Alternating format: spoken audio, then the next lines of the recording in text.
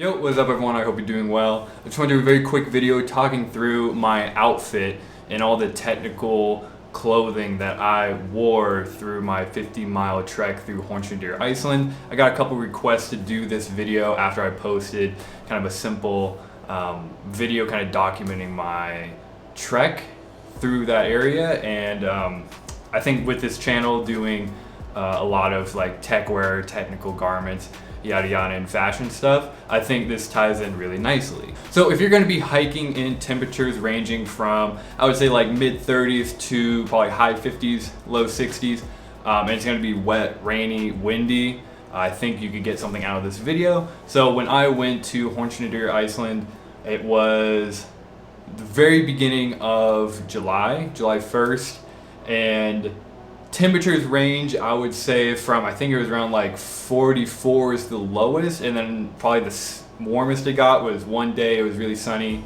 It probably reached maybe like high 50s, and I had, you know, very strong winds, very rainy weather, a couple days to just kind of overcast, and then one really nice day. So I got a good range of weather, and so in this outfit that I'm going to talk through with you, got through all of it, and I was very pleased with all the gear, all the clothing. Starting with a base layer and going through the outfit, I just want to kind of give a reasoning and kind of show what I wore. I'm not going to do a full in-depth review of each particular item with all of its little quirks and features, but just kind of give a general idea of what I wore, and then I'm sure you could find something in your wardrobe that's very similar function-wise, not necessarily the same particular model of XYZ piece of clothing. So starting with the base layer, it's not the most pleasant sight in the world, but here I am in some merino wool leggings. The particular model are these REI Co-op ones, so REI store brand. It's 100% merino wool. Absolutely love merino wool. You probably get that by the end of this video, that it is an amazing fabric, and I really didn't fully appreciate all the benefits of wearing merino wool until after I kind of went and did this trek through Iceland. Then I walked around, I was like, wow, that's a very nice fabric. And then also from REI Co-op, the base layer top I wore, or one of them, was the REI Co-op kind of half zip base layer. Again, same fabric as the leggings, and this one was really nice because as you were hiking, if you did get a little overheat, you can unzip it, and the collar kind of protected your neck from some of the sun. So this was one of them. I wore this one a lot. I also brought one other merino wool shirt on with me, which was this kind of older 511 tactical long sleeve. It's like a merino wool blend. Again, very nice t-shirt. Something that I do want to note with merino wool, it really does fight body odor very well. So by the end of the trip, like, I'm sure I smell pretty bad, but the clothes, like the base layers, really didn't smell like I was hiking 50 miles for 6 days. Those are absolutely crucial, and what's nice about that material is even if you do get wet, it still will insulate you. Whereas like if you wore a cotton t-shirt, number one, it's gonna weigh down really heavy, it's not gonna dry fast, and it's not gonna insulate you.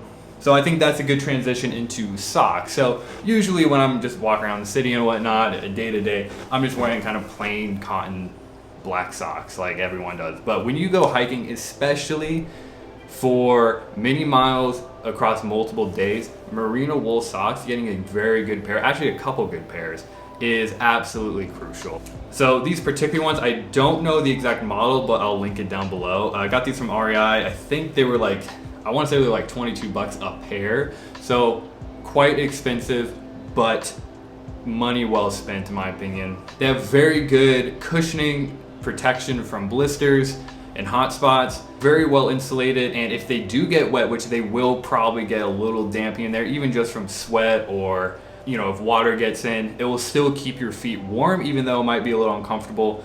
And also merino wool, if you get them wet, they dry much faster than cotton. So on my trip, I took 3 pairs with me, which you could probably get away with 2, but it was really nice to, after a long day of hiking and being out in the cold and the wet and the rain, to get camp set up and then to slip on a pair of, you know, clean or at least not freshly used socks was very nice. So highly recommend these. All right, building kind of up onto the mid layer, starting with the pants. I wore the Enfin Leve Arate, and these are in Strax Eaterproof. Now, this is more of a fashion brand, less of a hiking brand, but they do have technical properties, and so this fabric was developed for the British military. It's a very, very densely woven cotton fabric, which I know of cotton, you hear that in hiking, it probably doesn't go together. However, as it gets wet, the cotton fibers will swell and it becomes somewhat waterproof. Really, any pair of good trekking pants, whether you get like Fjallraven, I have a pair of like 511 tactical hiking pants that are actually pretty good. Really, any of those would be a good mid-layer pant. As you'll find later in the video, I do wear a pair of Gore-Tex shell pants to go over it when it actually is really rainy, and that is 100% the move in my opinion. So with these particular pants, they had good movement in the hips and the thighs, extra couple pockets, but if I wasn't wearing my shell pants over, I could access those, but I kind of ended up wearing the shell pants pretty much all the time because of the rain and the mist and yada yada. Moving on to footwear, some people get in the camp of I love trail runners and some people love boots.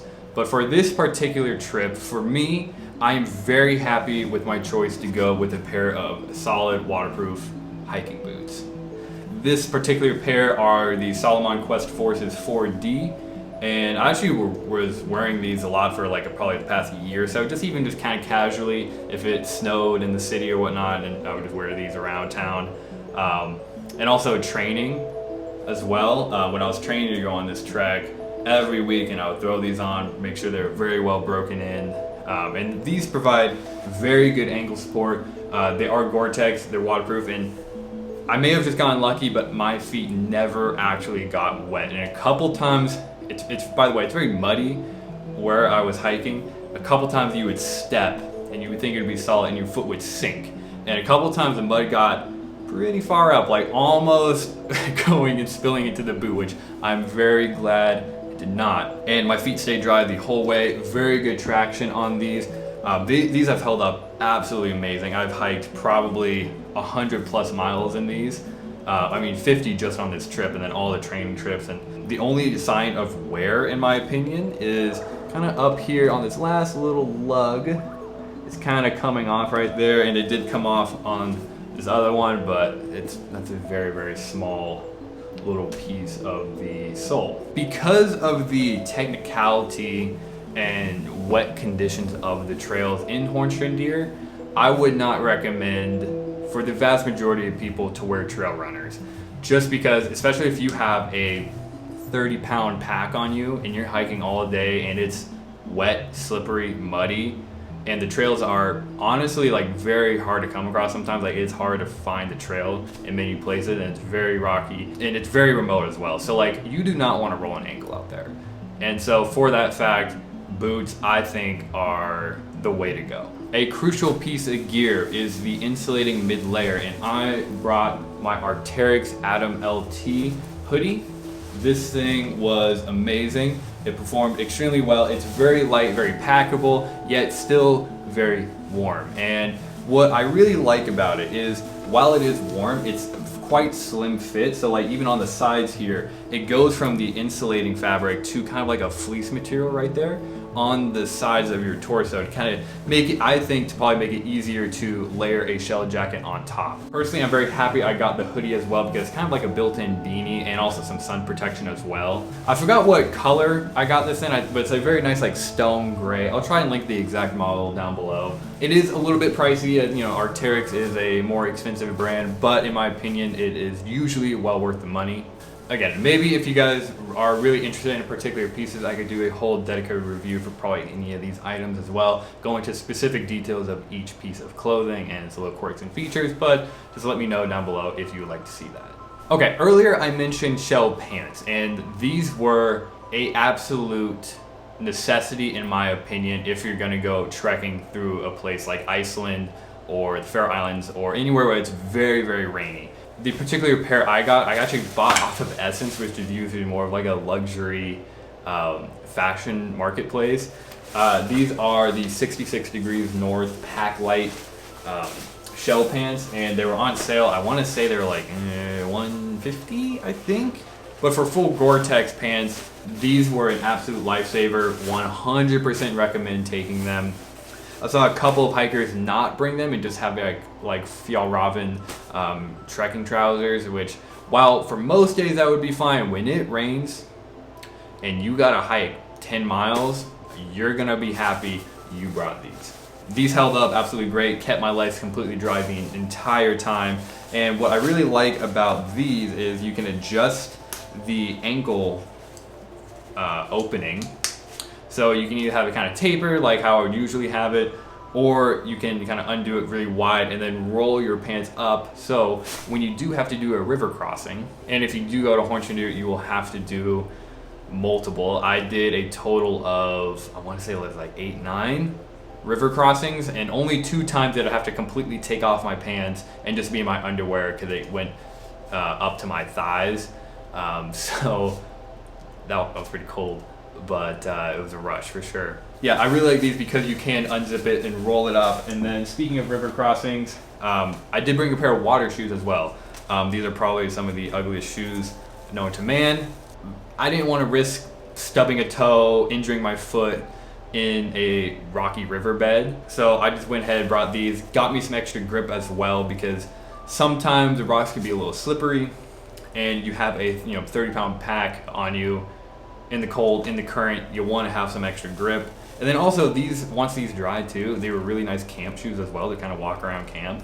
I just got these off of Amazon. I'll link them down below. Now moving on to the shell jacket, the outer part, after taking that little detour back to shoes, I brought my Arcteryx Fraser Gore-Tex shell.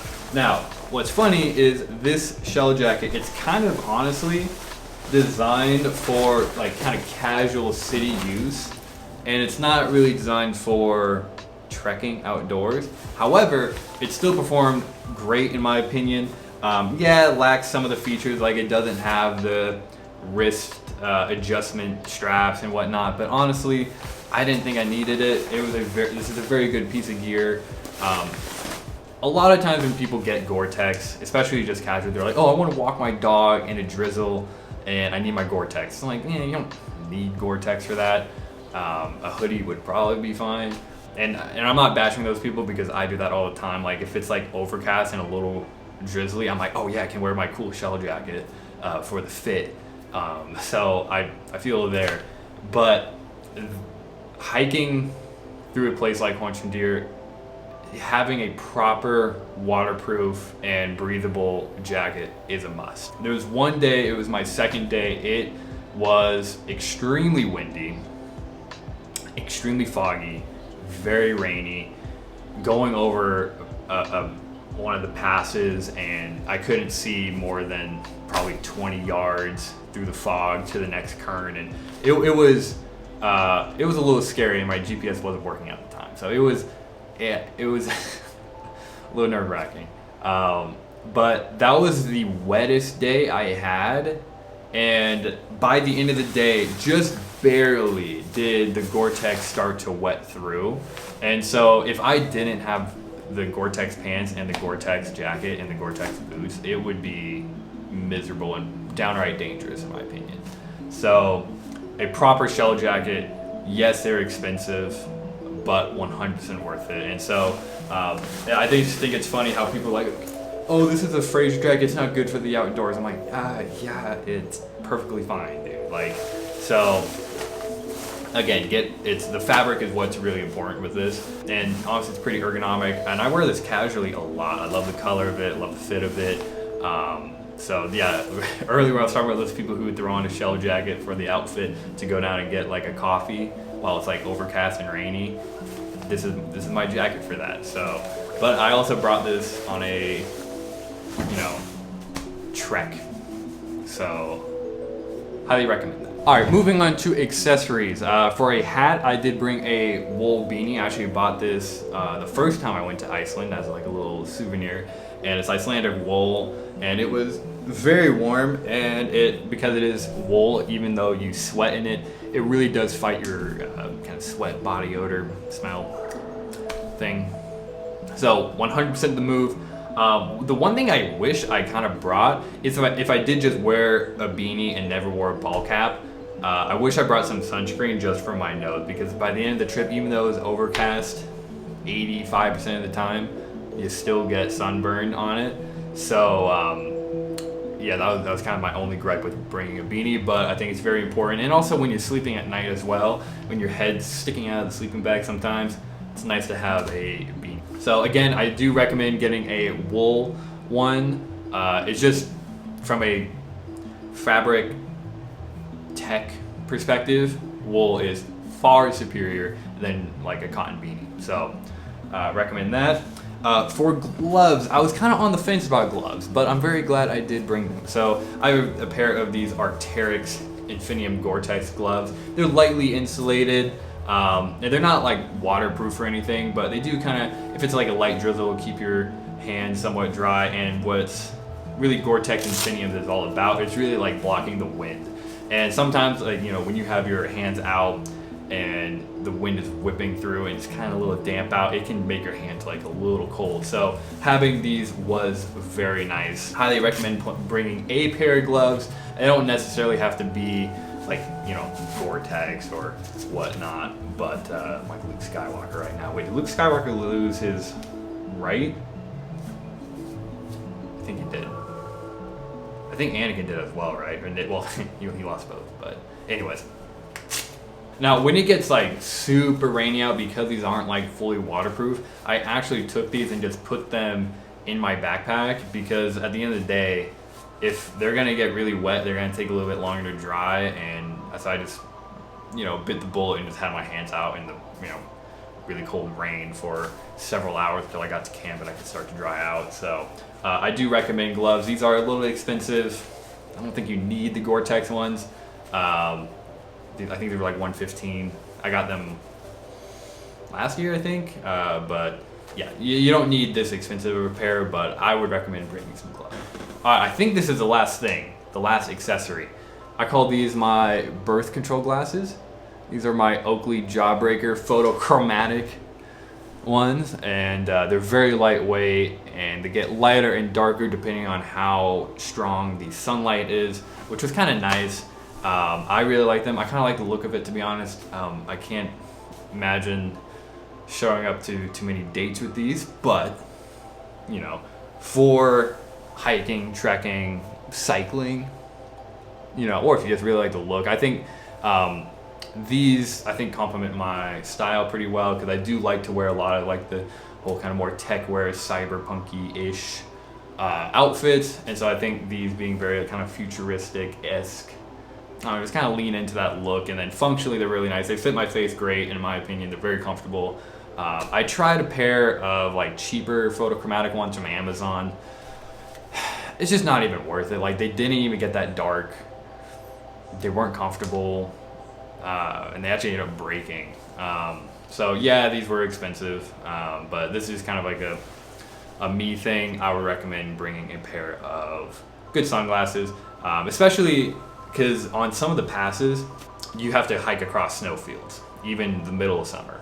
And when I did hike across it, it was overcast, but even then it just reflects a lot of the light. And so I can't imagine walking over those on a sunny day without sunglasses. So highly recommend. Luckily these do, like right now, they aren't that dark because I'm indoors, but when you're in direct sunlight, they get very dark. Like, they look like normal sunglasses. So I think those are the accessories. And then the last thing is just the pack I had. So the backpack that I ended up buying was a Fjallraven Keb 72 liter pack. Really great pack in my opinion. It comes with a rain cover, so you know, while this is water resistant, it has like beeswax and oh my god, like, and it is waterproof on the sides, and it's water resistant on this top canvas part here. Have that rain cover when push comes to shove. Throw that on here. It's waterproof, and even when I would be set up camp and I would have this in the vestibule of the tent just outside but still covered, I would put the rain cover on and then put the rain cover on the ground side of the pack, so even if it did get, you know, if it rained and the floor got a little wet, it would still stay dry. But this is a great pack. 72 liters was a good size for a 6-day trip. It's very adjustable. I could do a whole review on this later down the line, so I'm not going to go too deep into that. But it's a great pack though. I'm very happy with it, and honestly, for the price, I think it's a very good deal. Because I went to REI and I was looking for one, because the previous one I had when I was like 12, and so it was just too small for not only a 6-day trip but for my torso. So I was looking at REI for some. A lot of them were, you know, $300-400, and this one was like, I want to say like $250, $270, I think. And it comes with a lifetime warranty from Fjallraven, so if anything breaks, I just bring it in and they fix it. So, and every year I can go in and get it re-waterproof with their wax. The great padding on it, and I really like the color too. Anyways, guys, I hope you enjoyed that video.